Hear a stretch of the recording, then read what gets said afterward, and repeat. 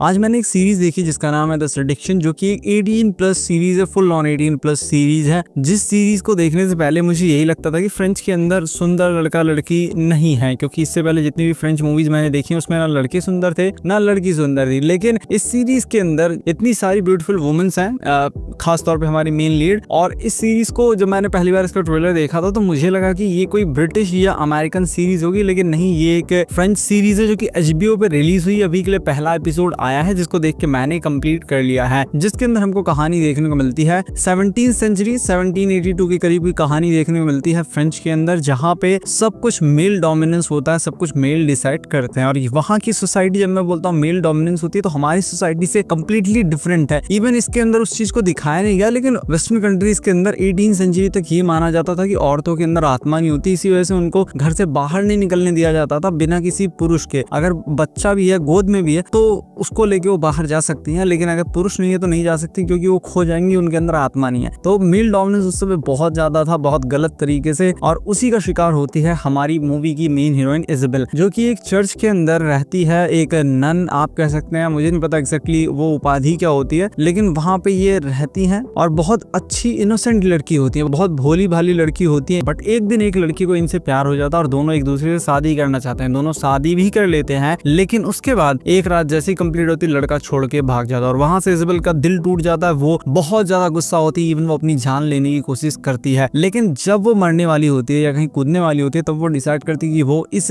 Male dominant society के अंदर अपनी जगह बना कर ही रहेगी और उसके लिए वो कुछ भी करेगी। अब कुछ भी करेगी, इसी वजह से ये सीरीज 18+ हो जाती है। आप विश्वास नहीं करेंगे, शुरू होती है तो सेक्सुअल सीन्स, बीच में सेक्सुअल सीन्स, एंड होती है तो सेक्सुअल सीन्स, और जिस ब्रेकिंग पॉइंट पे सीरीज एंड हुई है, हर बंदा, जितने भी एडल्ट सीरीज के फैन है, वो खास तौर पे अगले एपिसोड के लिए बहुत ज्यादा एक्साइटेड हो जाएंगे और वो मजबूरी में पूरी सीरीज कंप्लीट करेंगे। और इस सीरीज के अंदर इतने इतने एडल्ट सीन्स हैं कि काफी लोग तो स्टोरी को लात मारेंगे, वो बोलेंगे कि हमको खाली ये जो एडल्ट सीन्स है ना, यही देखना है, और उसी को देखने के लिए वो सीरीज के अंदर आएंगे। तो सीरीज के अंदर सिर्फ हम एडल्ट सीन्स की बात नहीं करेंगे। अगर आप एडल्ट सीरीज के फैंस हैं जिनको स्टोरी से इतना मतलब नहीं, उनको खाली दिखने वाली चीज चाहिए, तो इसके अंदर बहुत सारी ऐसी चीज भरी हुई है। पहले एपिसोड के अंदर इतनी सारी चीज है, फुल बॉडी न्यूड सीन्स है, इस वजह से आप चाहे तो आप जा करके इस चीज को डेफिनेटली देख सकते हैं, अगर खाली इसी के लिए देखना है तो। लेकिन हम बात करेंगे कि आखिर इस सीरीज के अंदर क्या है पॉजिटिव, क्या है नेगेटिव, और क्या आपको इस सीरीज देखनी चाहिए या नहीं। तो सबसे पहले पॉजिटिव की बात करें तो लीड एक्ट्रेस की परफॉर्मेंस मुझे बहुत ज्यादा पसंद आई है। जिस तरीके से जब सीरीज शुरू होती है, जिस इनोसेंसी के साथ में उन्होंने उस रोल को निभाया है, आप इस लड़की के लिए थोड़ी सी सिंपैथी फील करने लगेंगे इनिशियली ही कि ये तो काफी प्यारी सी लड़की है, लेकिन जब उसके साथ धोखा होता है तो आपको काफी बुरा भी लगता है। लेकिन ये सारी चीजें सरफेस लेवल तक ही, मतलब कि इमोशन सरफेस लेवल तक ही फील होते हैं अभी के लिए, क्योंकि अभी मैंने एक ही एपिसोड देखा। लेकिन लड़की की परफॉर्मेंस मेन लीड की काफी अच्छी है। जिस तरीके से जब वो डिसाइड करती है कि वो अब इस मेल डोमिनेंट सोसाइटी के अंदर अपनी जगह बनाएगी, उसका जो जो एक्शंस वो करती है वो काफी कमाल का है। वैसे बहुत सारी चीजें लोग बोल सकते हैं, लेकिन सिंपली चीज है कि वो अपने शरीर का यूज कर रही है यहाँ पे पावरफुल बनने के लिए, क्योंकि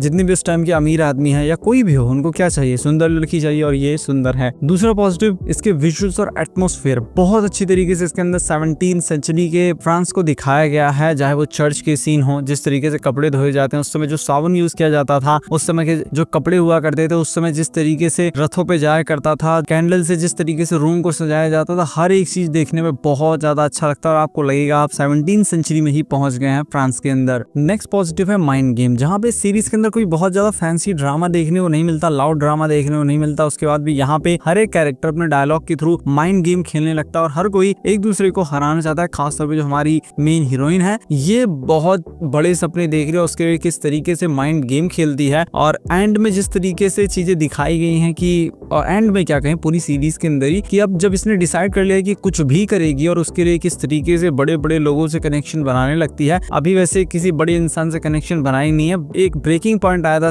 पहले एपिसोड के एंड में, तो वहां से हमको पता लग रहा है कि हाँ, यहाँ पे ये लड़की काफी दिमाग लगा रही है, क्योंकि बड़ा बनने के लिए सिर्फ शरीर नहीं, दिमाग भी चाहिए होता है। तो आगे देखने के लिए मैं डेफिनेटली काफी एक्साइटेड हूँ कि आगे क्या होता है सीरीज के अंदर। साथ में सीरीज की जो थीम है वो भी काफी अच्छी है। सीरीज के अंदर ट्रॉमा, पावर, सेड्यूशन, इन सारी चीजों के ऊपर बहुत अच्छी तरीके से, डीप तरीके से ध्यान दिया गया और उसको बहुत अच्छी तरीके से हमें दिखाया गया है। वैसे ज्यादा मुझे कुछ बोलना नहीं चाहिए अभी इनके ऊपर, क्योंकि अभी पहला ही एपिसोड मैंने देखा है, लेकिन फिर भी पहला एपिसोड देखने में काफी अच्छा लगता है। इस सीरीज का एक जॉनर आप जान लीजिए कि ये सीरीज एक सेक्सुअल पॉलिटिकल सीरीज है। इसके अंदर पॉलिटिक्स खेली जा रही है, बट सेक्सुअल चीजें बहुत सारी देखने को मिलेंगी। इस पहले एपिसोड को देख के आपको पता लग जाएगा। तो इस सीरीज को फैमिली के साथ तो आई गेस आप लोग समझ ही गए होंगे बिल्कुल भी नहीं देखना है। लेकिन अब सीरीज के थोड़े नेगेटिव की बात करते हैं। पहला तो ये इंडिया के अंदर रिलीज नहीं हुआ, पता नहीं क्यों रिलीज नहीं हुआ। इसको आपको HBO पे VPN लगा के देखना पड़ेगा। आई थिंक रिलीज करना चाहिए डेफिनेटली, क्योंकि काफी अच्छी सीरीज मुझे तो लग रही है। साथ में एपिसोड्स को थोड़ा और ज्यादा फास्ट पेस रख सकते हैं, उसको थोड़ा और एंगेजिंग बना सकते हैं उन लोगों के लिए जो लोग स्लो बर्न सीरीज देखना पसंद नहीं करते। लेकिन उनका भी जुगाड़ इसके अंदर किया गया, इसके अंदर एडल्ट सीन्स डाले गए तो वो लोग भी एंगेज रहेंगे। और एक और चीज आप नोटिस करेंगे, सीरीज के अंदर कैरेक्टर्स सारे के सारे ग्रे हैं, ना कोई अच्छा है ना कोई बुरा है। मतलब आप किसी को ये नहीं बोल पाएंगे कि ये लड़की काफी अच्छी है, वो अच्छी भी है बुरी भी है। तो ये भी एक काफी अजीब चीज है और जिसके बारे में मुझे नहीं लगता मुझे भी पूरी तरीके से कहना चाहिए, क्योंकि अभी सीरीज का पहला ही एपिसोड मैंने देखा है। तो जब सब एपिसोड आ जाएंगे उनको देख के मैं बता सकता हूँ एक्जैक्टली कि सीरीज मुझे कैसी लगी। लेकिन एक कैटेगरी के लिए मस्ट वॉच सीरीज है, उनको कुछ और देखना नहीं। अगर एडल्ट सीरीज के फैन हो मस्ट वॉच है, जरूर देखो, बाकी सब जाए भाड़ में। लेकिन जो नॉर्मल व्यूवर्स हैं जिनको अच्छी सीरीज देखनी है उनके लिए भी बताता हूँ, सीरीज काफी अच्छी जा रही है। मुझे तो काफी इंटरेस्ट अभी के लिए सीरीज के अंदर आ रहा है। मैं आगे देखना चाहूंगा कि ये लड़की किस तरीके से, अरे कुछ भी करे लेकिन कैसे ये पावरफुल बनेगी। एक male dominant society 17-18 western countries की यहाँ बात हो रही है, वहां पे कैसे आगे बढ़ेगी वो देखने के लिए मैं भी काफी एक्साइटेड हूँ। वैसे तो ये 17वीं सेंचुरी की एक नोवेल के ऊपर बेस्ड है और उसके ऊपर पहले भी मूवीज बन चुकी हैं, सीरीज बन चुकी है, लेकिन मैंने उसको कभी देखा नहीं। मेरे लिए तो एकदम फ्रेश स्टोरी ये है। सो मैं इसको देखने के लिए काफी एक्साइटेड हूँ। अभी के लिए पहले एपिसोड को रेट करूंगा 7.5 आउट ऑफ 10 और मैं मिलता हूँ आपसे अपनी नेक्स्ट वीडियो में।